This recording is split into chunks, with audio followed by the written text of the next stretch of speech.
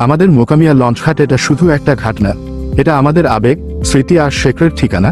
প্রতিদিন ভাটার জলে যেমন স্রোত নামে, তেমনি আমাদের জীবনের কত গল্প জড়িয়ে আছে এই মোকামিয়ায়। সকালের কুয়াশা, বিকেলের রোদেলা নদী আর সন্ধ্যার বাতাস, সব মিলিয়ে মোকামিয়া লঞ্চঘাট যেন এক জীবন্ত কবিতা।